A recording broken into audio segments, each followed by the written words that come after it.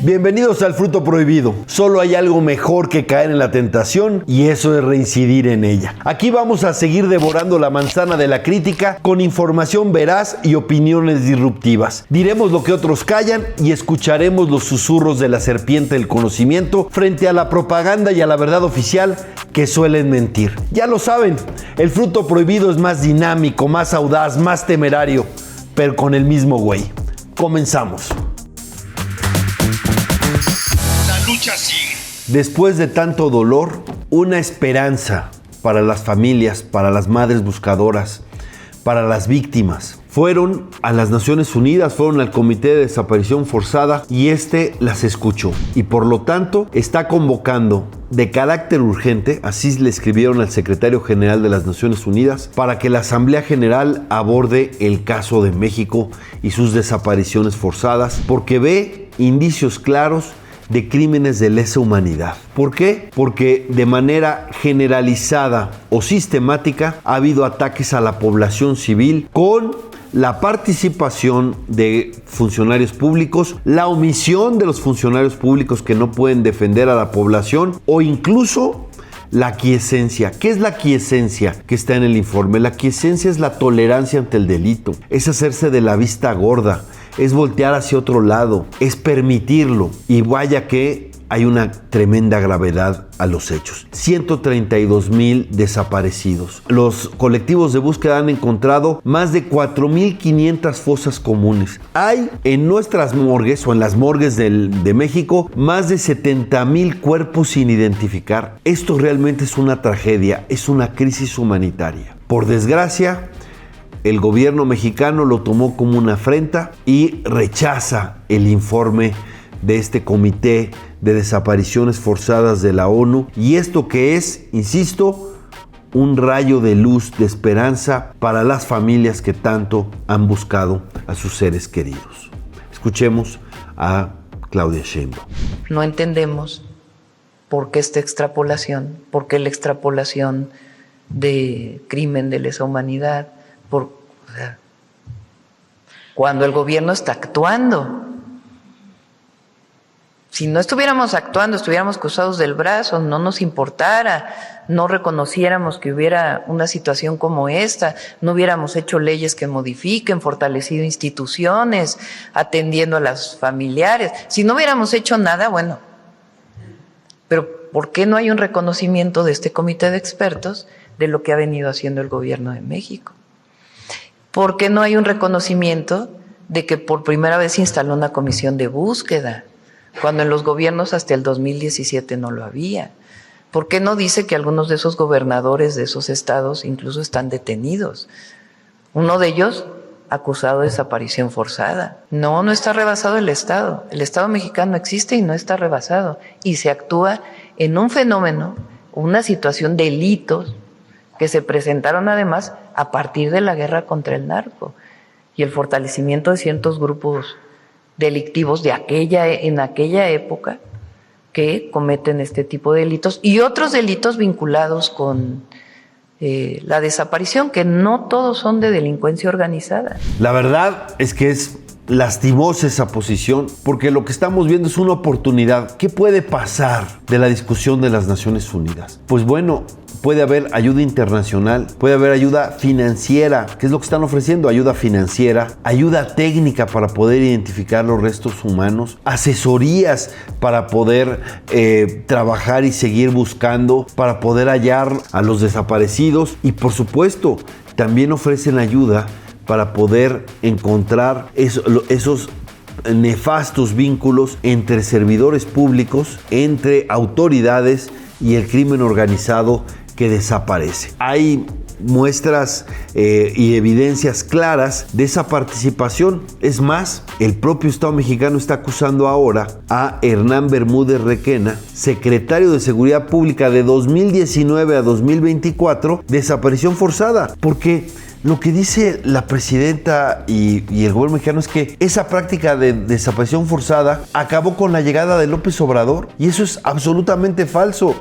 Es más, Hernán Bermúdez Requena pues era el secretario de Seguridad Pública de Adán Augusto y todavía quedó con su sustituto, porque se acuerdan que Adán Augusto se fue a la Secretaría de Gobernación. A pesar de eso y de toda la evidencia, es más, hay informes de inteligencia militar, de los servicios de inteligencia militar, previo incluso a que tomara posesión Hernán Bermúdez, donde se ve cómo lo alertan, y luego hay otros informes y otros mensajes que hablan de las prácticas criminales y no hicieron nada. Eso es aquiescencia. Y además, peor aún, ¿quién dirigía a las policías? Pues era Hernán Bermúdez.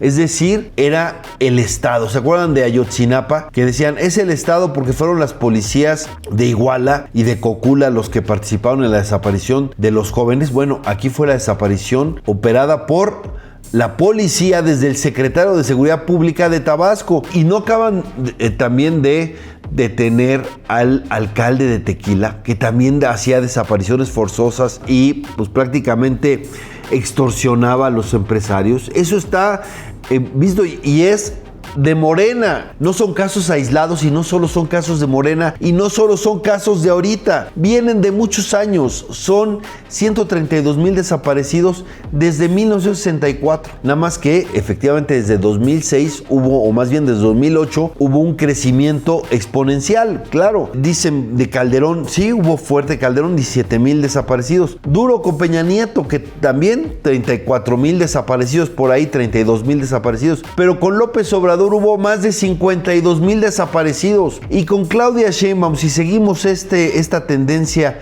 en su primer año y medio, habría más todavía. Llegaríamos a los 60,000 desaparecidos en este gobierno. Es decir, es un problema que sigue. Claro que necesitamos ayuda internacional. Escuchemos a Santiago Corcuera cómo explica la necesidad de este apoyo del Estado mexicano para atender un problema tan sentido.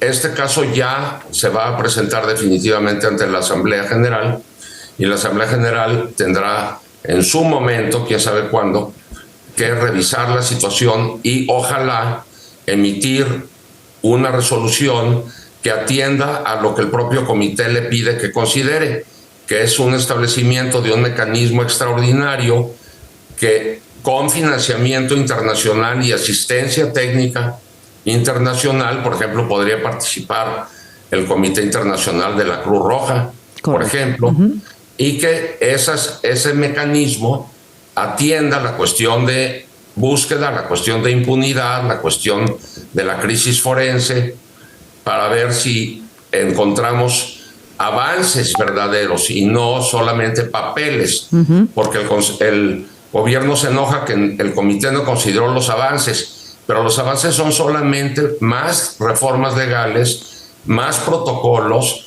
y la creación de más instituciones, pero no se muestra una solución al problema realmente.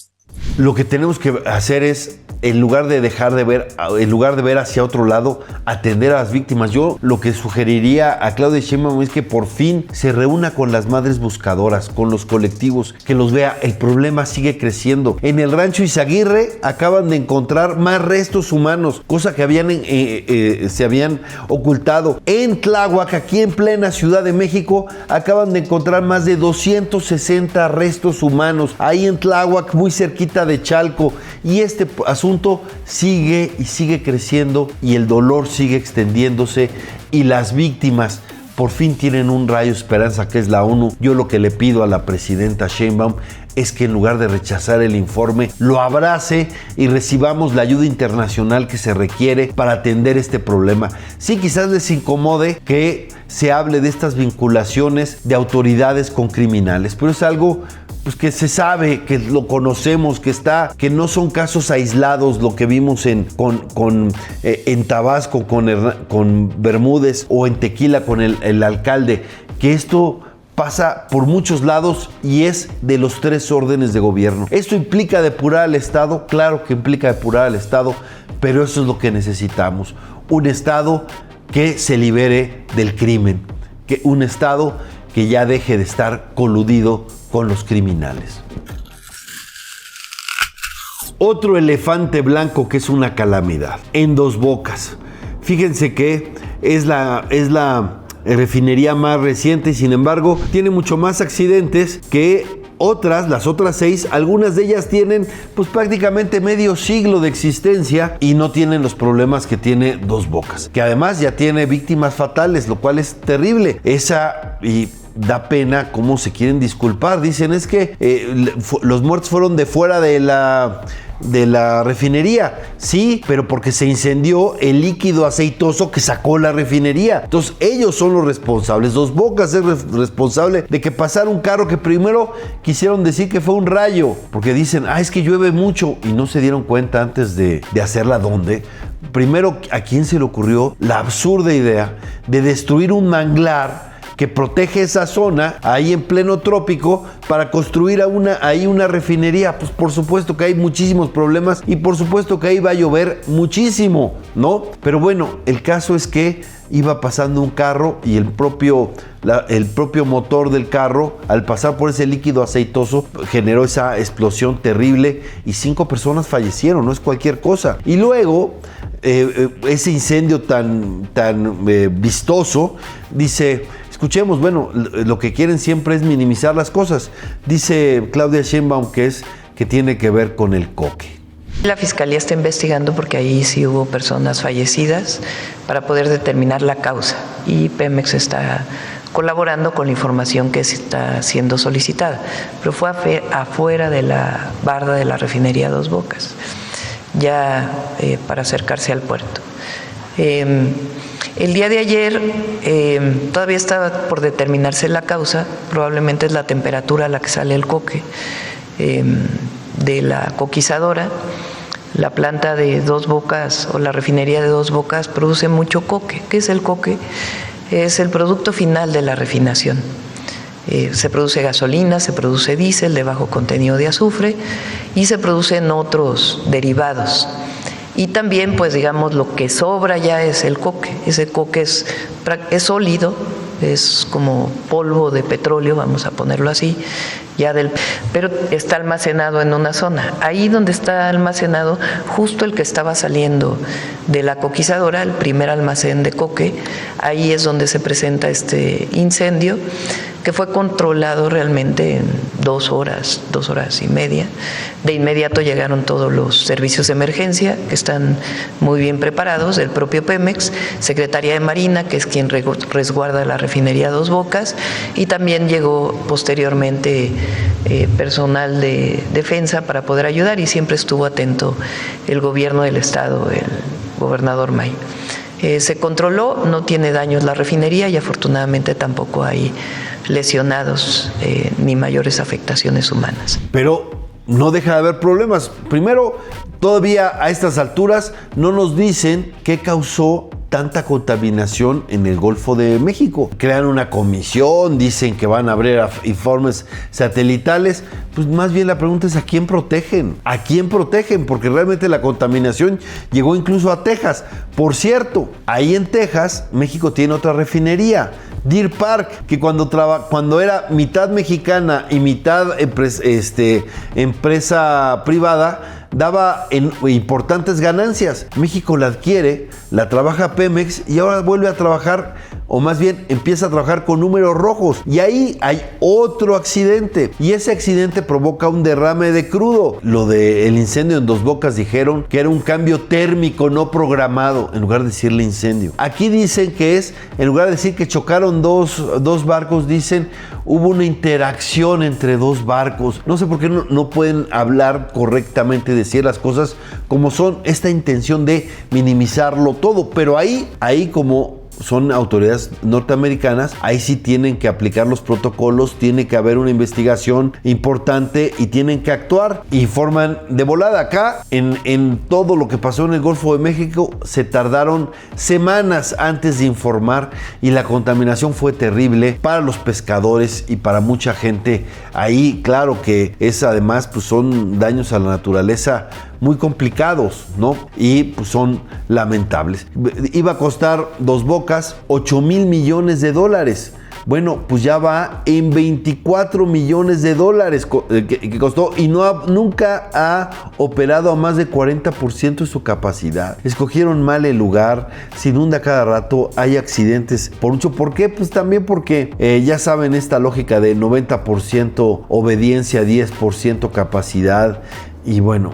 La verdad es que son elefantes blancos absurdos y por supuesto eso de que iba a bajar el precio de la gasolina, pues tampoco, porque México sigue importando gran parte de su gasolina de Estados Unidos y eso, por cierto, es lo que provocó el asunto del huachicol fiscal, porque dijo López Obrador que iba a bajar la gasolina en México a 10 pesos, nunca lo cumplió. Pero en Estados Unidos, antes del conflicto que estamos viviendo, que se está viendo por el conflicto con Irán, en Estados Unidos sí estaba a 10 pesos el litro de gasolina y aquí llegan, lo compran allá y lo venden acá sin pagar impuestos y lo vendían carísimo. Ese es ese negocio que lo hacían además con el crimen organizado. Ahí están.